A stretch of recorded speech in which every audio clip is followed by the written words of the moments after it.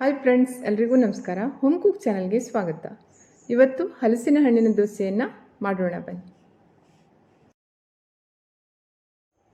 ನಾನಿಲ್ಲಿ 2 ಕಪ್ ದೋಸೆ ಅಕ್ಕಿಯನ್ನು ತೆಗೆದುಕೊಂಡಿದ್ದೇನೆ.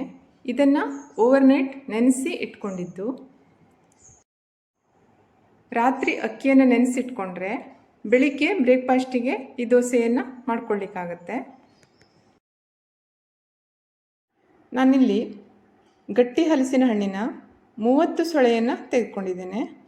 ಇದ್ರ ಬೀಜವನ್ನೆಲ್ಲ ತೆಗೆದು ಕ್ಲೀನ್ ಮಾಡಿಟ್ಕೊಂಡಿದ್ದು. ಇದು ತುಂಬ ಸಿಹಿ ಇರೋದ್ರಿಂದ ಚೆನ್ನಾಗಾಗತ್ತೆ ದೋಸೆಗೆ. 1 ಕಪ್ ಹಸಿ ಕಾಯಿ ತುರಿಯನ್ನು ಹಾಕ್ಕೊಳ್ಬೇಕು.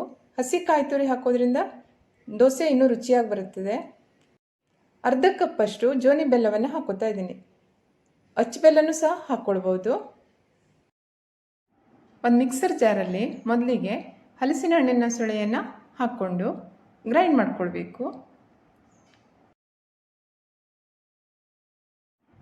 ನೋಡಿ, ಇಷ್ಟು ಗ್ರೈಂಡ್ ಆದ ತಕ್ಷಣ ಇದಕ್ಕೆ ಕಾಯಿ ತುರಿಯನ್ನು ಹಾಕ್ಕೊಳ್ಬೇಕು.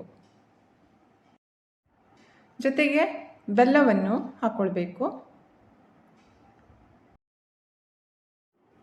1 ಟೇಬಲ್ ಸ್ಪೂನ್ನಷ್ಟು ಕಾಳು ಮೆಣಸನ್ನು ಹಾಕ್ಕೊಳ್ಬೇಕು. 4 ಏಲಕ್ಕಿ ಬೀಜವನ್ನು ಹಾಕ್ಕೊಂಡು ಸರಿಯಾಗಿ ಗ್ರೈಂಡ್ ಮಾಡ್ಕೊಳ್ಬೇಕು.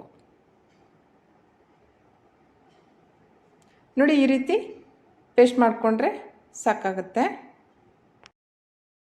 ಆ ಪೇಸ್ಟನ್ನು ತೆಗೆದಿಟ್ಕೊಂಡು ಅದೇ ಜಾರಲ್ಲಿ ನಾವೇನು ಅಕ್ಕಿ ನೆನೆಸಿಟ್ಟಿರ್ತೀವಲ್ಲ ಅದನ್ನು ಹಾಕ್ಕೊಂಡು ಅದಕ್ಕೆ ಸ್ವಲ್ಪ ಒಂದು ಅರ್ಧ ಕಪ್ಪಷ್ಟು ನೀರನ್ನು ಹಾಕ್ಕೊಂಡು ಸರಿಯಾಗಿ ಗ್ರೈಂಡ್ ಮಾಡ್ಕೊಳ್ಬೇಕು. ನೋಡಿ, ಈ ರೀತಿ ಸ್ಮೂತ್ ಪೇಸ್ಟ್ ಆಗಿರಬೇಕು ಅಕ್ಕಿ. ನಾವೇನು ಹಲಸಿನ ಹಣ್ಣಿನ ಪೇಸ್ಟನ್ನು ಮಾಡಿಟ್ಕೊಂಡಿದ್ದೇವಲ್ಲ ಅದಕ್ಕೆ ಅಕ್ಕಿ ಹಿಟ್ಟನ್ನು ಹಾಕಿಬಿಟ್ಟು ಸರಿಯಾಗಿ ಮಿಕ್ಸ್ ಮಾಡಬೇಕು.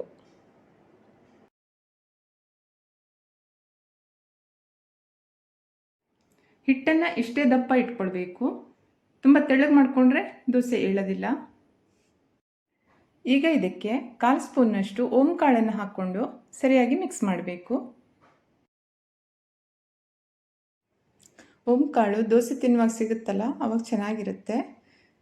ರುಚಿಗೆ ತಕ್ಕಷ್ಟು ಉಪ್ಪನ್ನು ಹಾಕಿಬಿಟ್ಟು ಸರಿಯಾಗಿ ಮಿಕ್ಸ್ ಮಾಡಿ 20 ನಿಮಿಷ ಇದನ್ನು ಮುಚ್ಚಿ ಇಡಬೇಕು. ಆನಂತರ ಇದನ್ನು ದೋಸೆ ಮಾಡ್ಬೋದು.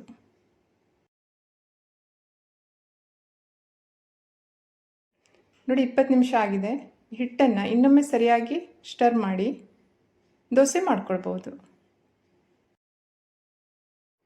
ನೋಡಿ, ಕಾವಲಿ ಗರಂ ಆಗಿದೆ. ಇದಕ್ಕೆ ಸ್ವಲ್ಪ ಎಣ್ಣೆಯನ್ನು ಸವರ್ಕೊಳ್ಬೇಕು. ಆನಂತರ ದೋಸೆ ಹಿಟ್ಟನ್ನು ಹಾಕ್ಕೊಳ್ಬೋದು. 2 ನಿಮಿಷ ಇದನ್ನು ಮುಚ್ಚಿ ಬೇಯಿಸಬೇಕು. ಗ್ಯಾಸ್ ಫ್ಲೇಮು ಮೀಡಿಯಮಲ್ಲೇ ಇರಲಿ. ಅರ್ಧ ಸ್ಪೂನ್ ತುಪ್ಪವನ್ನು ಹಾಕ್ಕೊಂಡು ಅದನ್ನು ಫ್ಲಿಪ್ ಮಾಡಿಕೊಂಡು ಮತ್ತೆ 1 ನಿಮಿಷ ಬೇಯಿಸಿ ತೆಗೆದುಬಿಡಬೇಕು. ಫ್ಲೇಮನ್ನು ಮೀಡಿಯಮಲ್ಲಿ ಇಟ್ಕೊಳ್ಬೇಕು. ಒಂದು ಸೈಡು ಬ್ರೌನ್ ಕಲರ್ ಬರಬೇಕು, ಆದರೆ ಸೀದು ಹೋಗಬಾರ್ದು. ಇದು ತುಪ್ಪ ಜೊತೆ ತಿನ್ನಲಿಕ್ಕೆ ತುಂಬ ರುಚಿಯಾಗಿರ್ತದೆ. ಇದೇ ರೀತಿ ಎಣ್ಣೆಯನ್ನು ಸವರ್ಕೊಂಡು ದೋಸೆಯನ್ನು ಮಾಡಬೇಕು. ಹಲಸಿನ ಹಣ್ಣಿನ ಸೀಸನ್ನಲ್ಲಿ ಈ ರೀತಿ ದೋಸೆಯನ್ನು ಮಾಡಿಕೊಂಡ್ರೆ ತುಂಬ ಚೆನ್ನಾಗಿರುತ್ತೆ. ಒಮ್ಮೆ ಟ್ರೈ ಮಾಡಿ. ರೆಸಿಪಿ ಇಷ್ಟ ಆದರೆ ಶೇರ್ ಮಾಡಿ, ಲೈಕ್ ಮಾಡಿ ಹಾಗೂ ಚಾನಲ್ಗೆ ಸಬ್ಸ್ಕ್ರೈಬ್ ಆಗಿ. Thank you.